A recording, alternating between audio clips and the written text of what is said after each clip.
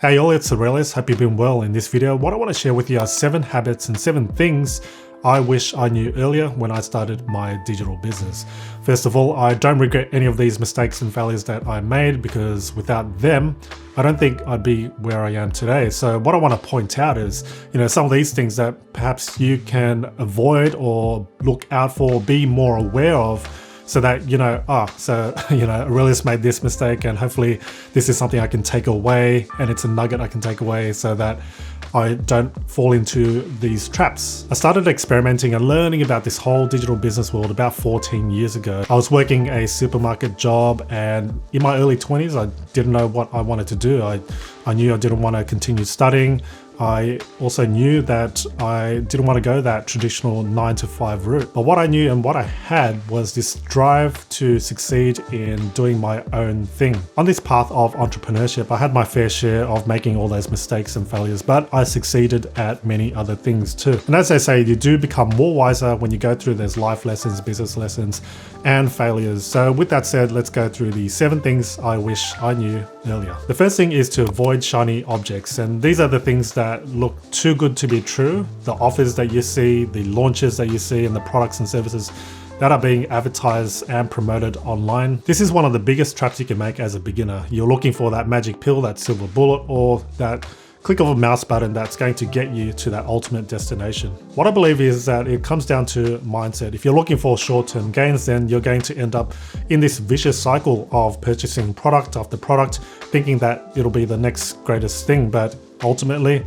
it's not going to bring you long-term gains. What's personally helped me is to look at the long term, 5 years, 10 years down the track. Do I want to leave a legacy, build a business based on actual value, ones that make an impact to a community and audience, or do I want to keep chasing those short-term fixes and those magic pills? Also, after my wife and I had our daughter, that's when I knew the true value of freedom and time. We've got a thing called Family Fridays where we just dedicate every Fridays to doing family things, whether that's an outing or spending the day locally, whatever it is.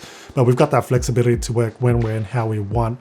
So I need to make sure, as a business owner, as a father, that I make sure I build a business based on value, that one that makes an impact to the community and to the audience. The second thing is consistency. I believe consistency is key to succeeding in anything in your field. If I look at the businesses that I started and succeeded in, those are the ones where I was consistent in. At the moment, I would say that I'm quite consistent with posting on YouTube on a weekly basis, no matter what happens or how I'm feeling. Some weeks I just don't feel like posting or recording videos, but no matter what, I make sure that I get that video in on a weekly basis. Being consistent is not only a good personal habit, but it also gains the trust of your audience and your customers, because when they see that you're posting on a regular basis or you're delivering on your promise, that builds trust.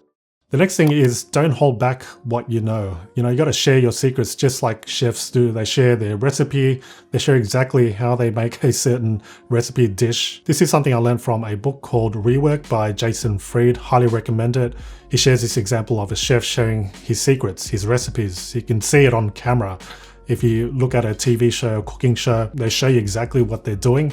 This is a mentality you want to have with your business, whether you're posting content on YouTube or social media or you're blogging. I believe in the law of reciprocity. So the more you give out, the more you will get back. So give value, don't be afraid, and be transparent as well with what you know. The next thing is don't be afraid to delegate and outsource, because at the end of the day, you can't wear all the hats in your business.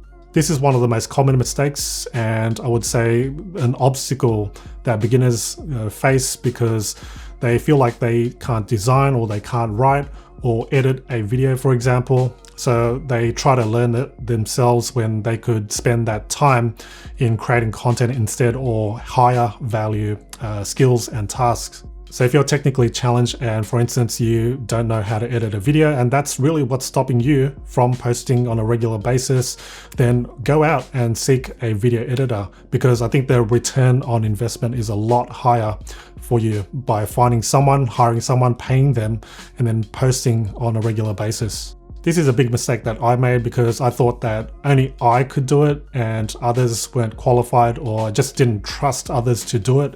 So once you let that go, you'll be fascinated and you'll just have this huge weight off your shoulders. There are dozens and dozens of things you can outsource and delegate to somebody else. I'll list down a few tasks right here so you can get an idea of what things that you can perhaps start outsourcing right now. The two places I would go to outsource any work and tasks is to go to Upwork and Fiverr. The next thing I wish I knew is to treat it like a real business. Sure, when you're starting out, it may be just a hobby or a side gig and you just want to see how things will progress and go.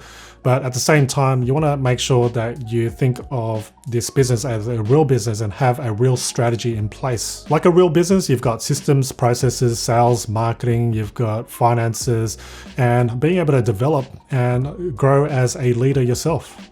The next thing I wish I knew earlier was to take planning and organizing more serious. I find if I don't plan it, then it won't get done and I won't have this clear picture of where I'm headed. So leverage the productivity tools and apps that are out there. My three personal favorites is number one, an iOS/macOS device called Things.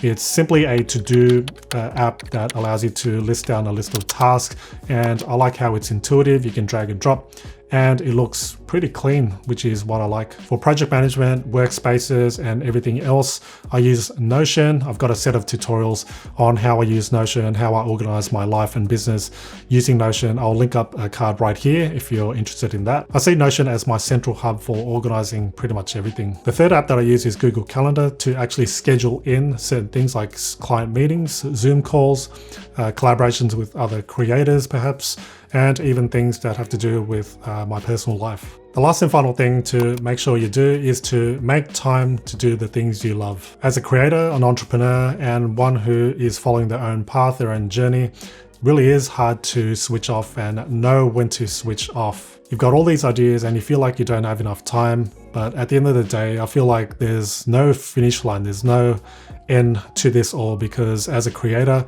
you want to keep creating, you want to keep producing, you want to keep developing, improving, whatever it may be. With a business, you're responsible for making sure it's staying afloat, making sure customers are happy, making sure your products are going out or your services are being rendered. What I suggest is to dedicate a day of not working and looking at your business or checking your emails or answering customers' tickets. And I implement Family Fridays, as you know, and as I mentioned, that's the day where I don't do any work and I'm pretty much switched off and I don't need to think about my business, because I know the business will still stay afloat no matter what, and I've got my assistant who can manage the back end and any important queries. In addition, what I think is important and to make sure that you're on top of things, mentally, emotionally, is to take care of yourself. Personally for me, I like to go to the gym 3 to 4 days a week, and it's my way of de-stressing, my way of course as well to improve my health and fitness and cardio, and that's when I go and really switch off and I don't think about my business. I make sure I go in there and I improve with my workouts, and I focus mainly on calisthenics workouts. So for you, maybe going for a walk, going fishing, or going outdoors in nature. So find that thing, find what it is that you really enjoy doing and make time for it. That pretty much wraps up this video. What I'd like to know is, what is a mistake or some of the things you wish you knew earlier? Comment below. I'd love to start a discussion and seeing where you're at in your business and in life. By the way, if you enjoyed this video, give this video a thumbs up, and if you're not subscribed yet, subscribe and turn on notifications too, and I'll see you in the next video.